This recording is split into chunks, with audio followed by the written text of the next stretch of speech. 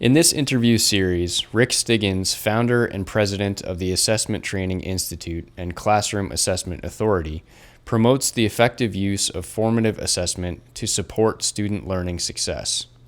He does so by answering a series of 11 questions posed to him by the Alberta Assessment Consortium.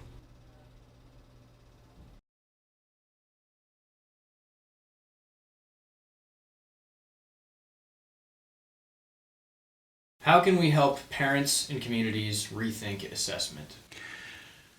This is a really important question because they are the people who will advocate on behalf of sound practice with policymakers. And so the development, their understanding of good assessment practice is really, really critical. And the best way I know of to do this is to show them the alternative assessment possibilities with evidence of their impact.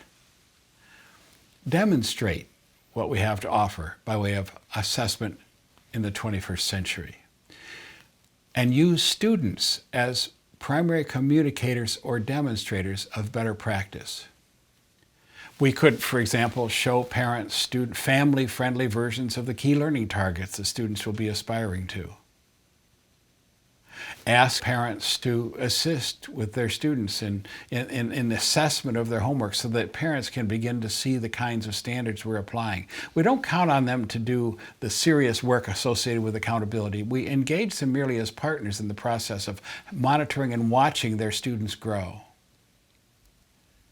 Show them changes in their students' achievement. And here's where I think the biggest breakthrough in communicating about student achievement in the last 100 years can come into play. It's the idea of student-led parent-teacher conferences. Most appropriate probably at the elementary and middle school level. And what happens in this case is that students build portfolios of evidence of their changing capabilities. For example, a writing portfolio in which they have evidence of their early writing proficiency and evidence of that writing proficiency as it has evolved over time. And it's quite a moving experience to see a student sit down with their parents and say, Mom and Dad, look, here's what my writing looked like before. Notice these things about it. Now here's the way my writing is now. Notice the difference between the two. Let me describe them to you.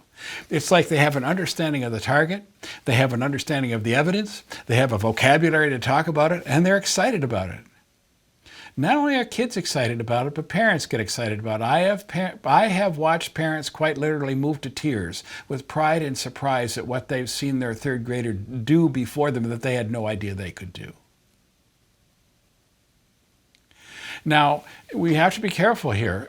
The evidence is the evidence is coming from the classroom level of assessment. It needs to be of high quality.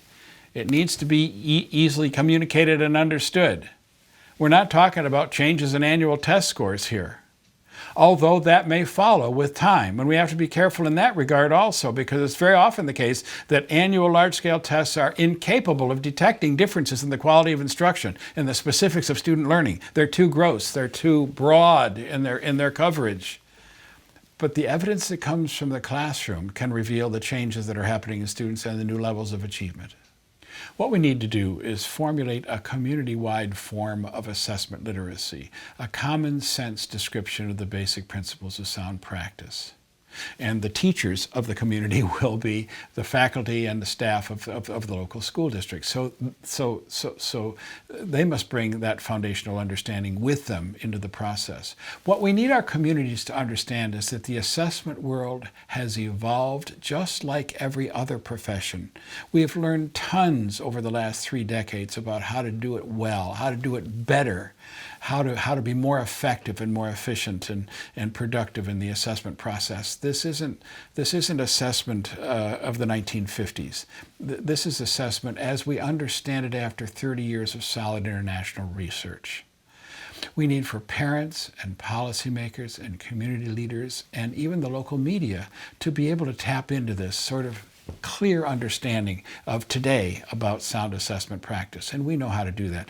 I've written about these things in my book, Revolutionize Assessment, Engage Students and Inspire Learning, and I recommend it to you as a source of information about how to help communities come on board.